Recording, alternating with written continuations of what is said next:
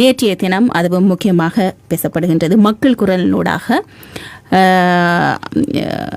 அறியப்பட்ட விஷயம் இந்த தமிழ் கல்வியானது அன்னை பூவதி தமிழ் கலைக்கூடத்தில் பல மாணவர்களுடைய கல்வி உரிமை பறிக்கப்பட்டிருக்கின்றது. அவர்களுடைய அங்கத்துவம் நீக்கப்பட்டு அவர்கள் கல்வியை தொடர முடியாத ஒரு இக்கட்டான சூழ்நிலையில் தள்ளப்பட்டிருக்கின்றார்கள்.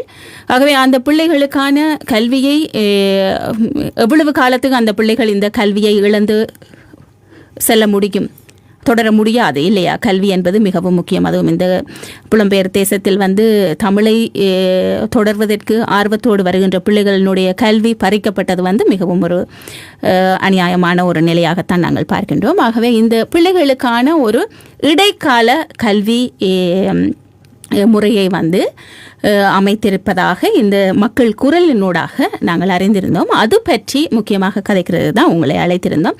அது பற்றிய விளக்கத்தை முதலில் தாருங்கள். தொன்சன்ஹாகனில் நேற்றைய தினம் இந்த அங்கத்துவம் நீக்கப்பட்டு கல்வியை இழந்திருக்கின்ற பிள்ளைகளுக்கான ஒரு இடைக்கால கல்வி அமைக்கப்பட்டதாக பேசப்படுகின்றது. பொதுவாக அதனுடைய விளக்கத்தை தாருங்கள். தொடர்ச்சியாக நாங்கள் இன்னும் பல கேள்விகள் இருக்கின்றன, இது தொடர்பாக பேசிக்கொள்ள இருக்கின்றோம்.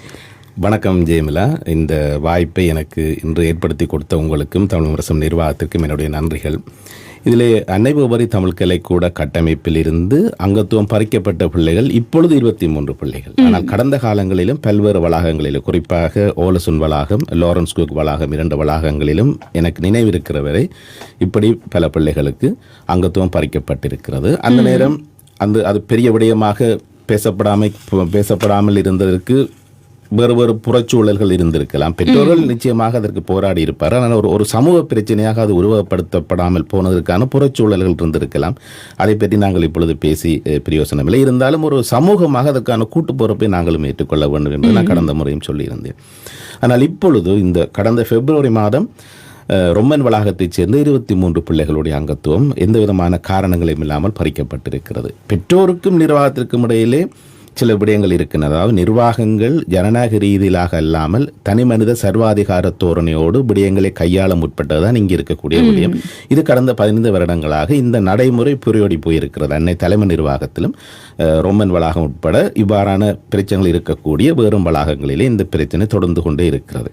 இந்த நிர்வாக சீர்கேடுகளை நீங்கள் திருத்த வேண்டும். அதே நேரம் நிர்வாக சீர்கேடுகளை தட்டி கேட்கக்கூடிய பெற்றோர் அங்கத்தவர்களை அங்கத்துவத்திலிருந்து நீக்குவதற்காக யாப்பு விதிமுறைகளை நீங்கள் தவறாக பயன்படுத்துவதையும் நீங்கள் நிறுத்த வேண்டும் என்பதுதான் பெற்றோர்களான எங்களுடைய கோரிக்கையாக இருந்தது. இந்த பெற்றோர்களுடைய கோரிக்கையானது தங்களுடைய பதவி இருப்புக்கும் தங்களுடைய அந்த நிர்வாக அதிகார போதைக்கும் ஆபத்தாக வந்துவிடும். அதனால் இவ்வாறான பெற்றோர்களை இந்த கட்டமைப்பிலிருந்து விலத்தி வைக்க வேண்டும் என்கின்ற ஒரு கயமையான நோக்கத்தோடு பிள்ளைகளுக்கான அங்கத்துவத்தை பறித்திருக்கின்றார்கள். பிள்ளைகள் எந்த குற்றமும் செய்யவில்லை. அவர்கள் வகுப்புகளுக்கு போகின்றார்கள், கல்வியை கேட்கின்றார்கள். அவர்கள் நிர்வாகத்தோடு எதுவுமே பேசுவதில்லை. அவர்களுக்கு நிர்வாகத்துக்கும் எந்த முரண்பாடும் இல்லை. ஆனால் ஒரு மக்கள் நிறுவனம், அன்னை பூவதி தமிழ் கலைக்கூடம் என்பது ஒரு மக்கள் நிறுவனம், மக்களால் ஆரம்பிக்கப்பட்ட மக்கள் நிறுவனம். அந்த மக்கள் நிறுவனத்திலே ஜனநாயக வழிமுறைகளை பின்பற்றிய நிர்வாகம் மட்டுமே இயங்க வேண்டும். சர்வாதிகார தோரணையோடு தனிமனித ஆதிக்கமோ சர்வாதிகார நடைமுறைகளோ அங்கு இடம் இருக்கக்கூடாது. இதைத்தான் நாங்கள் தொடர்ந்து வலியுறுத்தி வருகின்றோம். இது கடந்த 1.5 வருடங்களாக நாங்கள் பெற்றோர்கள் வெளி உலகத்திற்கு தெரியும்படியாக நாங்கள் களத்தில் இருந்து போராடி வருகின்றோம். ஆனால் வெளி உலகத்திற்கு அதிகம் பேசப்படாமல் பின்னணியிலே சமாதான முறையிலே இந்த விடயங்களை தீர்த்து இந்த மக்கள் நிறுவனத்தை ஒரு ஜனநாயக நிறுவனமாக மீண்டும் மாற்றுவதற்கான நடைமுறை கடந்த 3-4 வருடங்களாக தொடர்ச்சியாக நடைபெற்று வந்திருக்கிறது. அத்தனையும் பொய்த்து போய் பிரயோசனம் இல்லாமல் போன நிலையிலே தான் நாங்கள் பெற்றோர்கள் இப்பொழுது வீதிக்கு இறங்கி இருக்கிறோம்.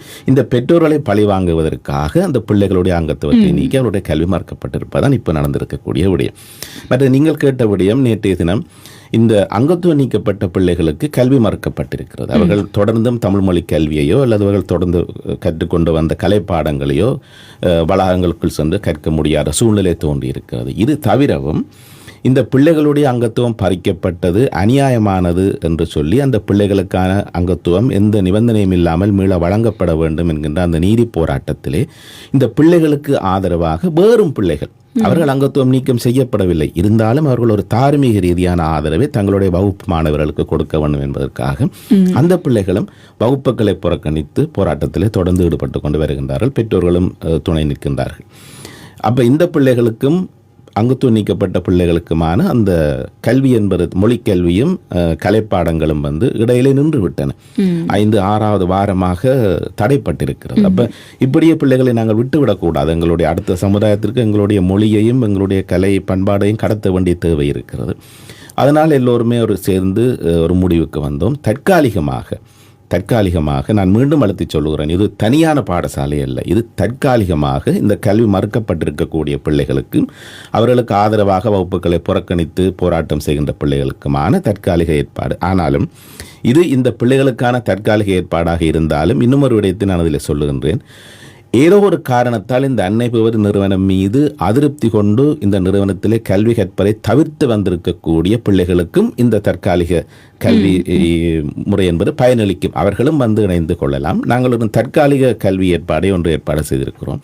அதுதான் நீங்கள் சொன்னதைப் போல நேற்றைய தினம் ஏப்ரல் மாதம் 12ஆம் நாள் சனிக்கிழமை ஓஸ்லோவில் இருக்கக்கூடிய தொன்சன் ஹாகன் ஸ்கூல் என்று சொல்லப்படுகிற பாடசாலை, அதுவும் ஒரு பாடசாலை, நோர்வீஜிய பாடசாலை. அந்த பாடசாலையை நாங்கள் அந்த பாடசாலை கட்டிடத்தை இரவில் எடுத்து அந்த கட்டிடத்தில் இருக்கக்கூடிய வகுப்பறைகளுக்குள் நாங்கள் நேற்று இந்த தற்காலிக மொழிக்கல்வி ஏற்பாடுகளையும் கலை வகுப்புகளையும் நாங்கள் தொடங்கி இருக்கிறோம். நேற்று தான் முதல் நாள், ஒவ்வொரு சனிக்கிழமையும் என்பது தற்காலிக ஏற்பாடு.